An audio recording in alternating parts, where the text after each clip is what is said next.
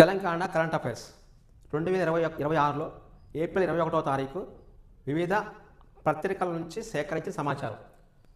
పన్ను మినహాయింపుతో విద్యుత్ వాహనాల కొనుగోలు జోరు, అందరూ వీటిని ఇష్టపడుతున్నారనేది దీని సారాంశం. హైదరాబాద్ పర్యావరణ హిత రవాణా దిశగా రాష్ట్ర ప్రభుత్వం అమలు చేస్తుంది. 2024లో గ్రూప్ 2 ఎగ్జామ్, గ్రూప్ 3 ఎగ్జామ్లోని ఈ ఎలక్ట్రికల్ వెహికల్స్ నుంచి క్వశ్చన్ వచ్చింది. జనరల్ స్టడీస్ పేపర్లో ఫస్ట్ పేపర్ 1 దాన్నే జనరల్ స్టడీస్ అంటాం, దాని నుంచి క్వశ్చన్ వచ్చింది కామన్. ఈవీ విధానం 2023లో డిసెంబర్ నుంచి కొత్తగా ఏర్పాటైన కాంగ్రెస్ ప్రభుత్వం వాళ్ళు తీసుకొచ్చిన విధానాన్ని అప్పుడు ఎగ్జామ్లో క్వశ్చన్ అడిగిండు. ఈ విధానం తెలంగాణలో ఆశించిన ఫలితాలను ఇస్తుంది. రోడ్డు పన్ను రిజిస్ట్రేషన్ ఫీజులు మినహాయింపు ఇస్తున్నారు. అయితే ఇది కూడా అడిగిన ఎగ్జామ్, మినహాయింపు ఇస్తున్నారా, హెచ్ఎండిఏ పరిధిలో తీసుకుంటున్నారా ఓన్లీ, మరి ఈ పన్ను అనేది ఎక్కడి వరకు మినహాయింపు ఇస్తున్నారు అని ఇచ్చింది. మొత్తమే దాంట్లోనే రోడ్డు పన్ను, రోడ్ ట్యాక్స్ అనేది లేదు, మరి రిజిస్ట్రేషన్ ఫీజు లేదు. ఆ రెండు లేకపోవడం దీన్ని కొనుగోలు చేస్తారు. ఫలితంగా గత ఆర్థిక సంవత్సరంలో వీటి విక్రయాలు శిఖరాన్ని తాకాయి. జీవోకు ముందు రోజుకు సగటున 209 మాత్రమే వాహనాలు రిజిస్టర్ కాగా ఆ సంఖ్య 252కు మారింది.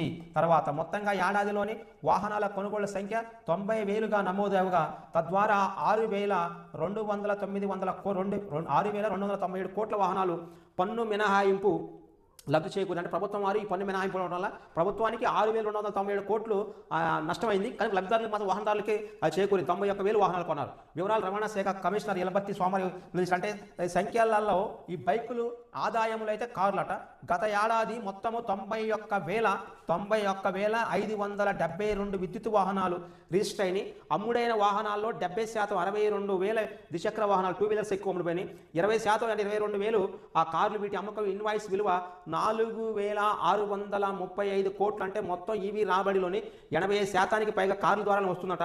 టాటా మోటార్స్, మహీంద్రా ఈ విభాగంలో ముందున్నాయి. సంపన్నులు కూడా విద్యుత్ వాహనాల వైపు మొగ్గు చూపుతున్నారు. సంపన్న శ్రేణులు సరాసరి ఒక్కొక్కటి కోటి ఖరీదైన పోర్షే కార్లు విక్రయాల్లో ముందున్నాయి. BMW, మెర్సిడెస్ బెంజ్ కార్లు కూడా అమ్ముడుపోయాయంట. అయితే ఇక్కడ మొత్తం మీద అమ్మకాల్లోని 67% హైదరాబాద్ పరిసర ప్రాంతాల్లోనే అమ్ముడుపోతున్నాయి. దాని తర్వాత 33% జిల్లాలో అమ్ముడుపోతున్నాయి అనేది సారాంశము. మొత్తం మీద ఇంకా మన రోడ్డు ట్యాక్స్ లేదు, రిజిస్ట్రేషన్ ట్యాక్స్ లేదు కాబట్టి ఎక్కువ మంది కొంటున్నారు. సంవత్సరం మొత్తం మీద 91,000 వాహనాలు అంట. వాహనంలో 90,000 తాత్కాలిక రిజిస్ట్రేషన్ల జారీ 15 రోజుల్లో పూర్తి స్థాయిలోనే పోర్టల్ స్థిరీకరణ. రవాణా శాఖ కమిషనర్ ఎలంబర్తి వెల్లడి.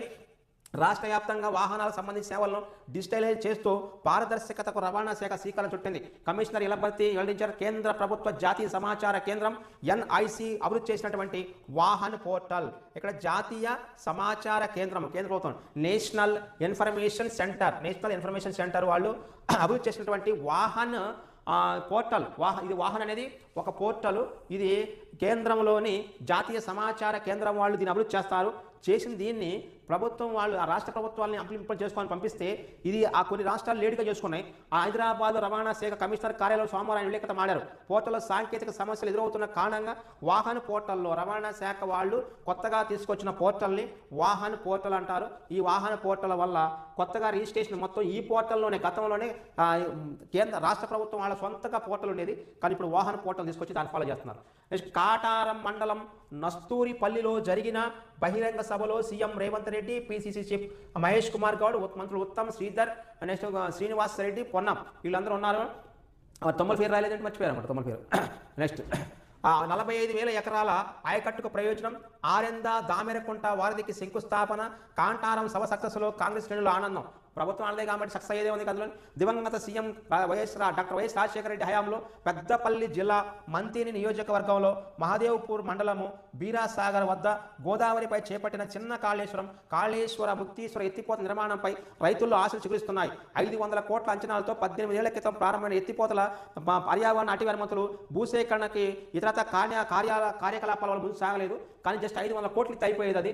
అట జయశంకర్ భూపాలపల్లి జిల్లా కాటార మండలం నస్తూరిపల్లిలో నిర్వహించిన రైతు భరోసా సభలోని చిన్న కాళేశ్వరం పూర్తి చేసే బాధ్యత తీసుకున్నట్టు ముఖ్యమంత్రి రేవంత్ రెడ్డి స్వయంగా ప్రకటించినటువంటి ఆ ప్రాంత ప్రజల మొత్తం ఆనంద ఉత్సవాలతో వ్యక్తం చేసిన 45,000 ఎకరాల ఆయకట్టు మంతని నియోజకవర్గంలో మహదేవ్పూర్, కాటారం, మహాముత్తారం, మల్హర్, పులిమెల మండలాల్లోని 63 గ్రామాల పరిధిలోని 45,280 ఎకరాల సాగునీటిని తాగునీరుని అందించేందుకు 2008 సెప్టెంబర్ 19న దివంగత ముఖ్యమంత్రి ఆయన వైఎస్ రాజశేఖర రెడ్డి కాళేశ్వరం ఎత్తిపోతలకు అప్పుడు శంకుస్థాపన చేశారంట. మహదేవ్పూర్ మండలం బీరాసాగర్ గోదావరి నుంచి నీటిని ఎత్తిపోసే రూపకల్పన చేశారు. 500 కోట్ల వ్యయంతో అప్పుల్లో జలయజ్ఞం తీసుకొచ్చింది ఆయన. దాని ప్రకారం తీసుకుందని చెప్తే ఆ తర్వాత ప్రాజెక్టు వ్యయం పెరిగింది 500 నుంచి 946 కోట్లకు పెరగడం వల్ల ప్రభుత్వం విడుదల చేసే క్రమంలో కొంత లేట్ అయింది. అది వదిలేశారు. ఇక నెరవేరిన వారధి మంతని మండలం ఆరెంద కాటారం మండలం దామెరకుంట మధ్య మానేరు పైన 1.120 కిలోమీటర్ల పొడవున్నటువంటి 210 కోట్ల అంచనాతో నిర్మించినటువంటి బోయో వారధిని ముఖ్యమంత్రి శంకుస్థాపన చేశారు. ఈ 2 జిల్లాల మధ్య దూరం భారం తగ్గి మెరుగైనటువంటి అవకాశాలు వస్తాయని చెబుతున్నారు. అటు పెద్దపల్లి పర్యటనకు వచ్చిన సమయంలో మంతని గోదావరి నదిపై వంతెనకు శంకుస్థాపన చేశారు. నియోజకవర్గంలో కొత్తగా 2 వంతెనలకు శ్రీకారం చేశారు. ఈ మొత్తం తీసేస్తే మనకు కావాల్సిన ఎగ్జామినేషన్ పాయింట్ 45 ఎకరాలకి 2008 సెప్టెంబర్ 19 తారీఖున వైఎస్ రాజశేఖర రెడ్డికి శంకుస్థాపన చేసిందని మళ్ళీ వీళ్ళు శంకుస్థాపన చేశారు. అది యాక్చువల్గా మంతని నియోజకవర్గంలో మహాదేవ్పూర్, కాటారం, మహాముత్తారం, మల్హారం, పలిమెల మండలాలకు సంబంధించి 63 గ్రామాలకి నీటి సౌకర్యాన్ని కల్పించి సాగునీటి సౌకర్యం కల్పించే పథకము. దాన్ని చిన్న కాళేశ్వరం అంటారు. కాళేశ్వరం ముక్తేశ్వర ఎత్తిపోతల పథకం అంటారు. దీన్ని నిన్న ప్రారంభించారు ముఖ్యమంత్రిగా. నిన్న అంటే ఏప్రిల్ 20వ తారీఖు 2026న. పరాశకు ప్రతిపక్ష హోదా కూడా దక్కనీయను. ఓకే, మంచిది. అయితే యాక్చువల్గా 25.35 లక్షల మంది రైతుల ఖాతాలోని 22,000 కోట్లు జమ చేశాం. గత విడతలో రైతు భరోసా కింద 9,000 కోట్లు 9 రోజుల్లోనే జమ చేశాం. ప్రస్తుత సీతంలోని ఇప్పటి వరకు 2 విడతల్లోని 5,700 కోట్లు విడుదల చేశాం. మిగిలిన 3,300 కోట్లు వచ్చే నెలలో విడుదల చేస్తాము. రైతు సంక్షేమ విధానం రైతు సంక్షేమ కాంగ్రెస్ విధానం కాదు. అయితే నినాదం కాదు, విధానం అంట.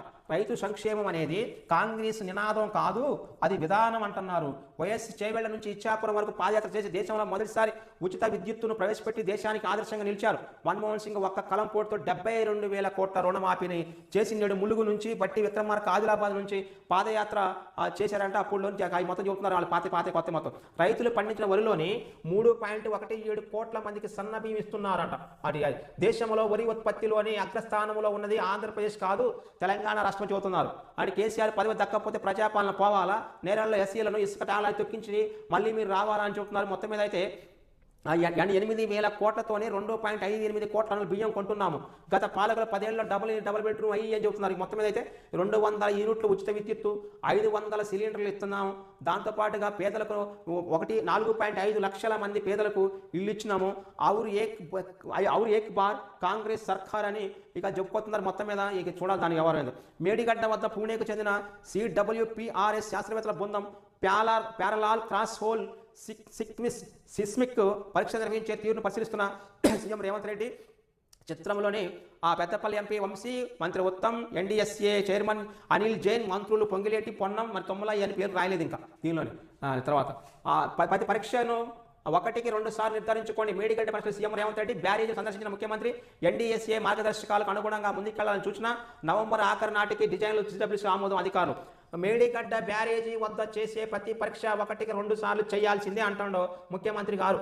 అయితే ఇక్కడ కావాల్సిందంటే తొలుత ఆయన బ్యారేజీ వద్ద కుంగిన 7వ బ్లాక్లోని పియర్స్ 7వ బ్లాక్లో 20వ, 21వ, 22వ వద్ద రిగ్గుల ద్వారా బోర్ హోల్ డేటా కోసం జరుగుతున్న పనులు geo technical, geo physical, GPR పరీక్షల కోసం సేకరించినటువంటి నమూనాలను పరిశీలించారు. వీటిని పూణేలోని centre for water and power research సంస్థకు పంపామని అంటారు. ల్యాబ్లో పరిశీలిస్తారంట. ఈ మొత్తం పరిశీలించి తీసుకొస్తారంట.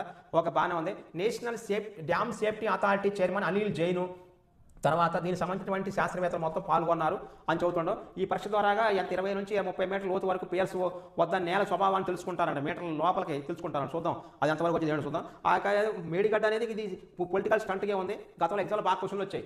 45,11,947 45,11,947 మంది రైతులకి 2,260 కోట్లు. ఇంత రైతుల సంఖ్య ఇది, డబ్బుల సంఖ్య ఇది. రైతుల సంఖ్య ఎక్కువ ఉంది, డబ్బుల సంఖ్య తక్కువ ఉంది. రైతు భరోసా 2వ విడత నిధుల విడుదల నస్తూర్పల్లిలోని వ్యవసాయ శాఖ మంత్రి తుమ్మల నాగేశ్వరరావు ఇతర మంత్రుల సమక్షంలో సీఎం రేవంత్ రెడ్డి రైతు భరోసా 2వ విడత నిధులు విడుదల చేశారు. అయితే 36,76,76,766 ఎకరాలకు సంబంధించి రైతులు 45 లక్షల మంది రైతులకి 2,206 కోట్ల రూపాయలని విడుదలయ్యాయి. అయితే ఇక్కడ ఇది భూమి యొక్క విలువ, అంటే యాక్చువల్గా రైతుల యొక్క విలువ, ఇది డబ్బుల యొక్క విలువ. భూమి ఏమో 36,76,766 ఎకరాలు, రైతుల సంఖ్య 45,11,947 మంది, డబ్బులు 2,206 కోట్లు.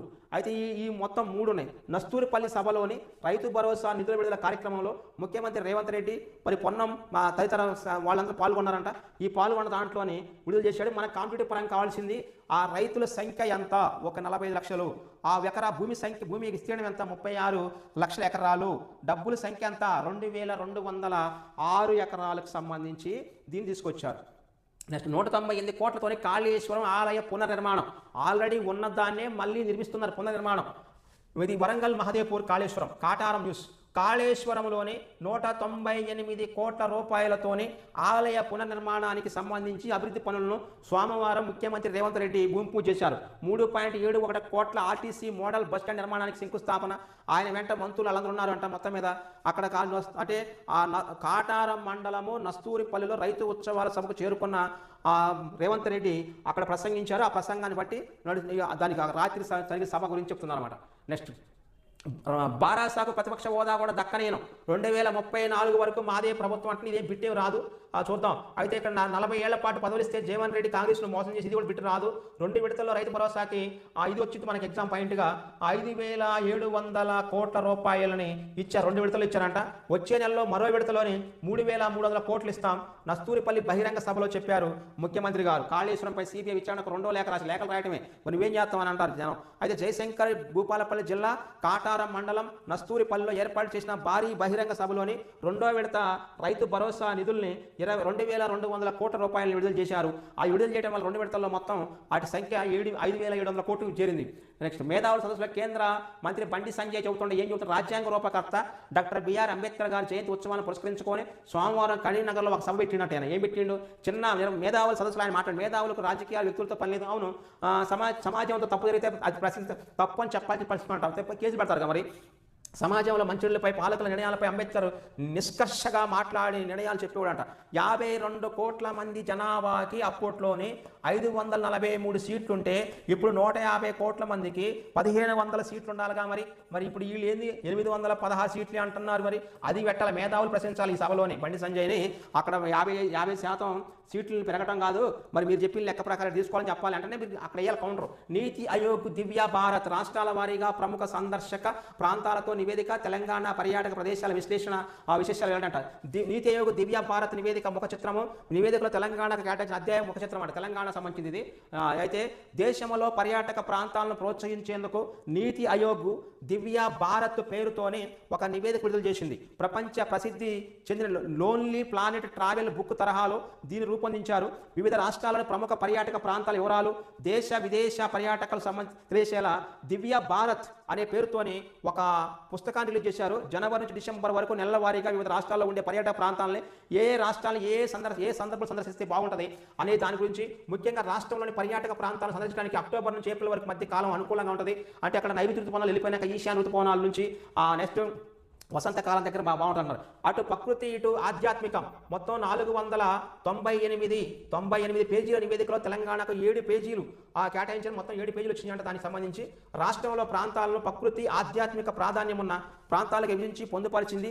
ఇందులోనే హుస్సేన్ సాగర్ ఒకటి వచ్చింది. హుస్సేన్ సాగర్, దుర్గం చెరువు, పలకునోమా ప్యాలెస్, అనంతగిరి కొండలు, next Mrugavani national park, Golconda, Shamirpet, Moulali కొండలు, చిలుకూరి బాలాజీ గుడి, కీసర గుట్ట, పరకాల, లక్నవరం చెరువు, నాగార్జున సాగర్ డ్యాము, బోగత జలపాతము, కుంతల జలపాతము, భువనగిరి కోట, ఏటూరు నాగారం, కిందరసాని, కవ్వాల పుల్ల సంరక్షణ కేంద్రాలు, పాండవుల గుట్ట, 1000 స్తంభాల గుడి, రామప్ప దేవాలయము, నెక్స్ట్ యాదగిరి గుట్ట, బాసర జ్ఞాన సరస్వతి, భద్రాది సీతారామచంద్రస్వామి, కొండగట్టు ఆంజనేయ స్వామి ఆలయం, కోట గుళ్ళ, మెదక్ కోట, మెదక్ చర్చి, జోగులాంబ ఆలయం, కోయిల్ సాగర్ డ్యాము, కోయిలకొండ కోటకు ఇందులోని స్థానం కల్పించారు. మొత్తం మీద 498 పేజీలు 7 పేజీలు తెలంగాణ తీశారు. ప్రతి జిల్లాలో ఒక టచ్ చేశారన్నమాట. రాష్ట్ర పండుగల ఉత్సవాల్లోని సమ్మక్క సారలమ్మ జాతర, నగోబా జాతర, డెక్కన్ ఫెస్టివల్స్, లుంబిని ఫెస్టివల్స్, పీర్ల పండుగలు చేర్చారు. ఆహా పచ్చి పులుసు, ఓహో సర్వపిండి. ఆహారంలో హైదరాబాద్ బిర్యానీని చేర్చారు, సర్వపిండిని చేర్చారు, పచ్చి పులుసు చేర్చారు, కర్బానీ కా మీఠా, తర్వాత డబుల్ కా మీట హలీములకు చోటు కల్పించారు. హస్తకళలో పోచంపల్లి, ఎక్కత్, తర్వాత గద్వాల, నారాయణపేట చీరలు, చేర్యాల, నిర్మల్ పెయింటింగ్లు, సిల్వర్ పిలిగ్రీలకు స్థానం కల్పించారు. జిల్లాల వారీగా ఉన్న బహిర్గతం అవ్వని పర్యాటక ప్రాంతాల గురించి వివరించారంట. మళ్ళీ ఆ జిల్లాల్లోనే మళ్ళీ వివరించారు. మొత్తం మీద దివ్య దర్శని అనే పుస్తకం కొనుక్కుంటే అన్ని దాంట్లో ఉంటాయి, దాన్ని కొనుక్కొని చదువుతున్నారు. మొత్తం మీద నీతి ఆయోగ్ వాళ్ళది దివ్య దర్శన్. నెక్స్ట్ తర్వాత ఉత్పత్తి వినియోగంలో వెరీ గుడ్, దేశంలో గణనీయంగా పెరుగుదల, తెలుగు రాష్ట్రాల ముందంజ, భారత్లో ఏడాది తలసరి వినియోగం 106 గుడ్లు తింటున్నారు. దేశవ్యాప్తంగా మనిషికి తినే గుడ్ల సంఖ్య. జాతీయ పశుసంవర్ధక నివేదిక, దేశంలో గుడ్ల ఉత్పత్తి వినియోగం గణనీయంగా పెరిగాయి. ప్రధానంగా 2024-25లోని దేశంలో గుడ్ల ఉత్పత్తి అనేది 14,911 అంటే 14,911 కోట్లకు చేరుకుంది గుడ్ల సంఖ్యలోనే. అయితే 2023-24తో పోలిస్తే 4.44%, ఇది ప్లస్లో వృద్ధిలో ఉంది. గుడ్ల ఉత్పత్తిలో మొదటి స్థానంలోని చైనా ఉంటే రెండవ స్థానంలో భారత్ ఉంది. భారతదేశ వ్యాప్తంగా రెండవ స్థానంలో భారత్ ఉంది. ఆ దేశంలో ఏడాదికి తలసరి వినియోగము 106 గుడ్లు గత సంవత్సరం తీసుకుంది. అంతకుముందు ఏడాది ఏమో 103 గుడ్లతో ఉంది. ఆ 103 గుడ్లని +3గా చేసి 106 గుడ్లని ప్రజెంట్ మనం తలసరి వినియోగం చేస్తూ ఉన్నారు. ఉత్పత్తిలో ఏపీ టాప్, 3వ స్థానంలో తెలంగాణ. 2018-19 నుంచి 2024-25 వరకు దేశంలో గుడ్ల ఉత్పత్తి 10,308 కోట్ల నుంచి 14,911 కోట్లకు సుమారు 44% పెరిగితే, దీనిలో 2024-25 వాణిజ్య కోళ్ల పోరాలు 12,598 కోట్ల గుడ్లు, నాటుకోళ్ల పెంపకం ద్వారా 2,000 కోట్ల గుడ్లు ఉత్పత్తి అయ్యాయి. గుడ్ల ఉత్పత్తిలో తొలి 5 స్థానాల్లో ఆంధ్రప్రదేశ్ మొదటి స్థానం, తమిళనాడు 2, 3వ స్థానంలో 12% గుడ్లని మన భారతదేశంలోనే తెలంగాణ రాష్ట్రం ఇస్తుంది. పశ్చిమ బెంగాల్ 4వ స్థానం, కర్ణాటక 5వ స్థానం. దక్షిణాది రాష్ట్రాలు పశ్చిమ బెంగాల్ కాకుండా ఈ తూర్పు రాష్ట్రం ఇది కాకుండా ఆంధ్రప్రదేశ్ మరియు తమిళనాడు టిఎన్ మరియు తెలంగాణ, ఈ 3 దీంతో పాటు 5వ స్థానంలో ఉన్న కర్ణాటక దక్షిణాది రాష్ట్రాలు అన్నమాట. 5 రాష్ట్రాలే 64% వాటా కలిగి ఉన్నాయి. అయితే 4 దక్షిణాది రాష్ట్రాలు సగానికి 50% పై ఉత్పత్తి అవుతున్నాయి. 2018-19 నుంచి 24-25 మధ్య తలసరి వినియోగం ఏడాదికి 79 గుడ్ల నుంచి 106 గుడ్లు పోయింది. 365 రోజులు ఉంటే దానిలోనే 106 రోజులు గుడ్లు తింటున్నారు జనం, రోజుకు గుడ్లు తింటే. అయితే గుడ్ల తలసరి వినియోగం జాతీయ సగటును 106ను మించిన రాష్ట్రాలు 8 మాత్రమే ఉన్నాయి. అంటే ఆంధ్రప్రదేశ్ 506 గుడ్లు తింటున్నారు నెలకి. తెలంగాణ వాళ్ళ దేశంలోనే నెలకు తినే గుడ్లు సంఖ్య తలసరి వినియోగము అలా ఉంటే, అదే మన యొక్క అంటే సంవత్సరానికి గుడ్లు తినేటువంటి సంఖ్య 106 రోజుకు ఒకటి లెక్కేసుకున్నా కానీ తలసరి వినియోగము. అదే తెలంగాణ ప్రాంతంలో మనిషికి ఒకళ్ళు 2 తింటున్నారు గుడ్లు, 510 గుడ్లు తింటున్నారు తెలంగాణలోని. దేశంలో 106 తింటున్నారు మొత్తం. అంటే దేశం తినరుగా పంజాబ్ అంటే ముందేమో గుడ్ల వినియోగంలో ఉత్పత్తిలో మాత్రము భారతదేశంలో ఆంధ్రప్రదేశ్ ఫస్ట్, తెలంగాణ 3లో ఉంది. అయితే గుడ్ల యొక్క వినియోగంలో ఆంధ్రప్రదేశ్ ఫస్ట్, 516 గుడ్లు ఎక్కువ తింటారు మనకంటే వాళ్ళు. తెలంగాణ 2, తమిళనాడు 3, హర్యానా 4, పంజాబ్ 5 తలసరి వినియోగంలో ముందంజలో ఉన్నాయన్నమాట. అదే పురోగతి దోహదపడిన అంశాలు ఏంటంటే, దేశంలో పౌష్టికాహారంపై అవగాహన పెరగడంతో పాటు ఆధునిక కోళ్ల పౌరాల్లో శాస్త్రీయ విధానాలు, మెరుగైన దాణా, వ్యాధులకు టీకాలు వినియోగించడం వల్ల గణనీయంగా ఉత్పత్తి పెరిగింది. అది మాంసం, ఇతర ప్రోటీన్ ఆహారాలతో పోలిస్తే గుడ్డు సామాన్యులకు తక్కువ ధరలో అందుబాటులో ఉంటుంది. గుడ్లో అద్భుత పోషకాలు కలిగి ఉండటం వల్ల అందుమీద భోజనంలో మధ్యాహ్న భోజనంలోని అంగన్వాడీతో పాటుగా మిగతా విషయాల్లోనే పంపిణీ చేస్తుంది గవర్నమెంట్. నెక్స్ట్ 7 ఏళ్ల పెరుగుదల ఎలా ఉంది? 2018-19లోని 79 గుడ్ల, సంవత్సరానికి 79 గుడ్లే తలసరి వినియోగం ఉన్నటువంటి ఈ యొక్క అది 2024-25 వచ్చేసరికి 106 గుడ్లు పెరిగింది. అప్పుడు గుడ్ల ఉత్పత్తి 2018-19లో 10,380 కోట్లు మాత్రమే ఉంటే, ఇప్పుడు 2025-26లో 14,911 కోట్లు ఉంది. ఇలా పెరిగింది. అంటే గుడ్ల యొక్క ఉత్పత్తిలో పెరుగుదల, గుడ్ల యొక్క వినియోగంలో పెరుగుదల. తెలంగాణది గుడ్ల ఉత్పత్తిలో 3వ స్థానం ఉంది, గుడ్ల యొక్క వినియోగంలోని 2వ స్థానం ఉంది. 2 స్థానాలు. నెక్స్ట్ కేసీఆర్ కాస్కో 2029 ఎన్నికల్లో నువ్వు నేను తెలుసుకున్నాను. 2029-28 కదా, అంటే ముందు కదా ప్రతిపక్ష హోదా కూడా ఓడగొట్టేది నా పేరు మార్చుకుంటా. 2034 రాష్ట్ర అధికారం కాంగ్రెస్తే. నస్తూరిపల్లి సభలో ముఖ్యమంత్రి రేవంత్ రెడ్డి ప్రజాపాలన పోవాలా, పాపాల బయట పాలన కావాలా, జీవన్ రెడ్డి తప్ప తెలంగాణ ఇవన్నీ 14 సార్లు ఓకే ఇదంతా ఏరియా హాళాలు తీసుకున్నారు. అయితే ఇక్కడ రెండో విడత రైతు భరోసా 5,700 కోట్ల విడుదల. రెండో విడత కాదు, 2 విడతల. 2 విడత అంటే వేరు, మళ్ళీ మొన్న విడతలో జస్ట్ తక్కువ ఇచ్చారు కదా, అది మొత్తం పొలిటికల్ స్టంట్ ఇది. నెక్స్ట్ సీఎంతో నార్వే రాయబారి భేటీ.